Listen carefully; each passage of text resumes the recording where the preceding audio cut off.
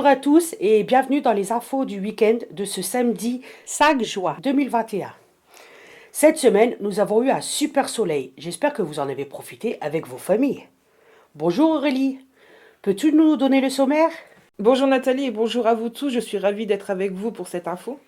Au sommaire, nous allons parler d'exposition des photos de la Mare à Goriot, Atelier Palette, Jean le jardinier, les seniors, Franck Colère et Monsieur le maire, et l'éternel mot de la fin. Alors Nathalie, tu sais ce qui s'est passé à la Mare à Goriot ? Lors de l'opération 1 pour 1, 12 familles ont participé à la sortie nature à la Mare à Goriot. Chaque famille a pu découvrir le Valenciennois et ses signes, mais elles se sont aussi initiées à la photographie. La Mare à Goriot est née d'un affaissement minier. Au fur et à mesure que les mineurs extrayaient le charbon, le sol s'est affaissé, passant sous le niveau de la nappe phréatique. La mare s'est alors développée. Avant que le sol ne se tasse, des jeunes gourets, des porcs, peuplaient les lieux qui étaient d'anciennes prairies, d'où l'appellation de Mare à Goriot. La Mare à Goriot est un plan d'eau d'une surface de 90 hectares et dont la profondeur maximale est de 1,30 m. Elle est située au pied d'un terril. L'ensemble du site de la réserve biologique domaniale gérée par l'Office national des forêts, elle couvre une surface de 270 hectares. Aurélie, aurais-tu plus d'infos sur l'embellissement du centre ? Alors oui Nathalie, grâce à l'intervention de Laurent, Bernard et Angelina de la coopérative Smart Grands Ensemble qui interviennent au sein des centres pour transmettre leur savoir-faire, les habitants et le personnel du centre ont pu commencer le premier projet ce mercredi 2 juin, la bibliothèque sur roulette, avec l'aide de Laurent et Angelina. Ils ont commencé par monter sur plan ce qu'ils voulaient, ensuite l'explication du matériel et le fonctionnement des outils. Allons voir ce que Thomas Pavard nous a préparé.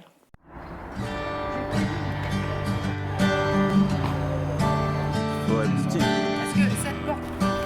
D'accord.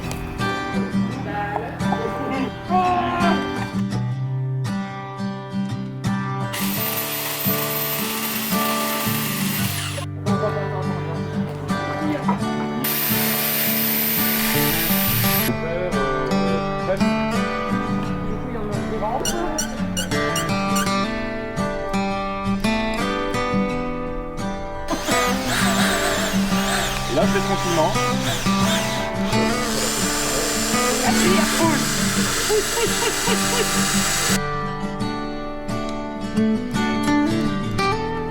Et ensuite, tu mets ça jusqu'en haut.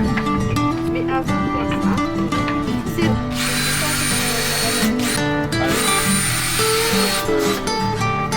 Je sais pas si Maëva ou Archie en a parlé, mais il va Voilà. Merci à l'intervention d'Angelina et Laurent ainsi que toutes leurs explications. Par contre, si vous voulez les rejoindre dans leur atelier, n'oubliez pas de vous rapprocher auprès de Maëva et Carole. Voici les prochaines dates. Les mercredis 9, 16, 23 juin de 9h à midi et le mercredi 30 juin toute la journée. Dinette, j'ai entendu parler d'un jardinier dans le quartier. Tu sais qui c'est ? Oui, Aurélie. Ce mardi 1er juin 2021, avec Isabelle, nous avons été voir notre ami Jean, qui nous a donné quelques conseils de jardinage pour avoir de belles fleurs et sa plantation de courgettes. Reportage sur Jean le jardinier. Tu vas planter quoi? Les courgettes. C'est la bonne période là maintenant pour les planter? Ben ouais, c'est le moment. Comme qu'il pleut au mois de mai.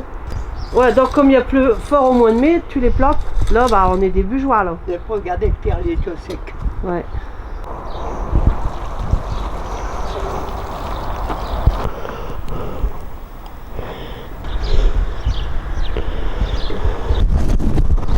Il y a une distance entre chaque mètre. Faut pas que les pieds qui se collent là. Alors, plantation du deuxième sachet. Allez, non. Hein?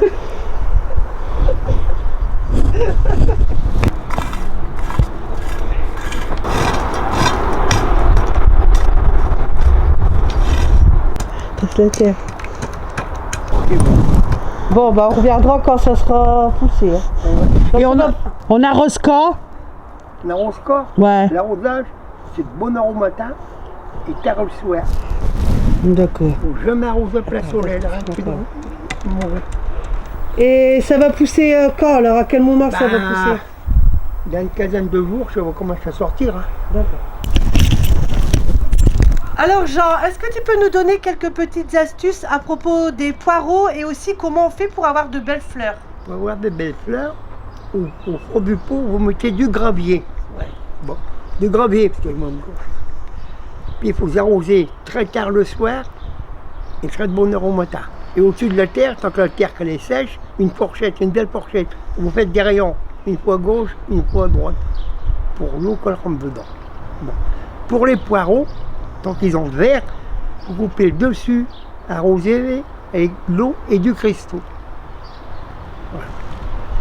Et pour les limaces, tant que vous avez des limaces, vous pouvez mettre du granulé, soit des pleurs de banane, une sous-tasse avec de la bière dedans. Les limaces, ils vont dedans, ils se retournent, pouf, ils crèvent. Merci Jean pour tous ces petits conseils. Au revoir, à bientôt. Merci Jean pour ce petit partage avec nous. Aurélie, aurais-tu des nouvelles pour les seniors? Alors oui, Nat, les ateliers mémoire avec Ingrid vont reprendre, ainsi que les activités manuelles accompagnées d'Ingrid et de Juliette, qui est en première année de BTS économie sociale et familiale, et qui est sous tutelle de Carole. Les activités se feront en 2 groupes de 8 personnes dans la salle polyvalente, et les dates sont le 10, 11, 15 et 17, et le 21 juin à partir de 13h30. Nat, nous avons eu des visites au centre. Peux-tu nous en dire plus? Eh bien oui, Aurélie. Comme vous avez pu le voir, nous avons eu la visite de monsieur le maire Laurent de Gallet, qui est venu pour qu'on lui présente les activités du centre, l'embellissement de la cour. Nous lui avons aussi présenté notre journal papier et d'autres projets à venir. Et le jeudi 27 mai, nous avons accueilli monsieur Franck Kohler, qui est notre représentant du centre. Il est aussi conseiller municipal, délégué aux travaux et au quartier de la ville de Valenciennes. Nous avons partagé un petit repas convivial avec lui, où nous lui avons parlé aussi de nos projets de centre. Et il a pu assister un peu à notre comité d'usagers. Merci à eux deux pour ces moments conviviaux. Moi, je vous dis au revoir, à bientôt ou pas. Je vous laisse avec Aurélie. Au revoir. Avant de vous quitter, une communication vient de m'être parvenue. Le centre recherche des animateurs-animatrices BOFA obligatoires pour les 6-10 ans et 11-17 ans. Si vous êtes intéressé, envoyez votre candidature sur l'adresse mail qui apparaît. Moi, je n'ai plus grand-chose à vous dire. Je vous dis à bientôt peut-être et vous laisse avec l'invité surprise pour le mot de la fin. Au revoir. Bonjour Laurent, peux-tu nous dire un petit peu qu'est-ce que tu penses de notre quartier? Alors, le quartier du Temple, c'est un quartier que je connais particulièrement bien. J'ai été bercé par Jean-Louis Borloo, jeune adjoint que j'étais, sur ce que représentait le quartier du Temple pour la ville de Valenciennes. C'est un quartier que j'ai vu évoluer, j'ai vu se transformer. Et ma grande fierté, c'est, en tant que maire, de contribuer à la transformation de ce quartier avec les habitantes et les habitants. C'est un quartier familial, tout le monde se connaît. C'est une grande famille qui fait preuve d'un esprit de solidarité extraordinaire.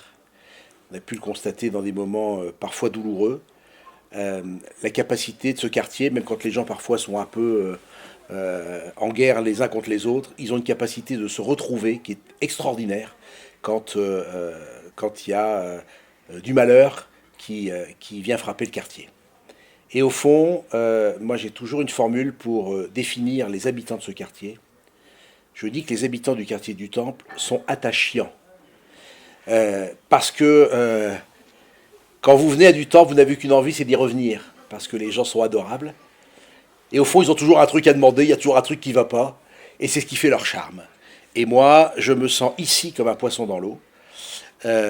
J'y viens très régulièrement, sans forcément trompette et tambour, pour sentir le climat de ce quartier que je trouve de plus en plus beau.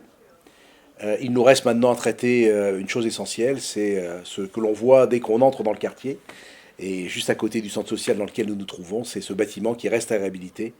Et j'ai pris un engagement, puisque je l'avais mis dans mon programme de campagne, que c'est quelque chose qui serait très très rapidement. Et on va le traiter rapidement, avec l'aide des habitants du quartier, puisque ils sont aussi volontaires et très impliqués. Voilà ce que je pense du temple. Je pourrais parler des heures du quartier, tellement je le connais, tellement il y a de choses à dire, mais je pense que j'ai plutôt bien résumé. Et Attachant, ça va rester.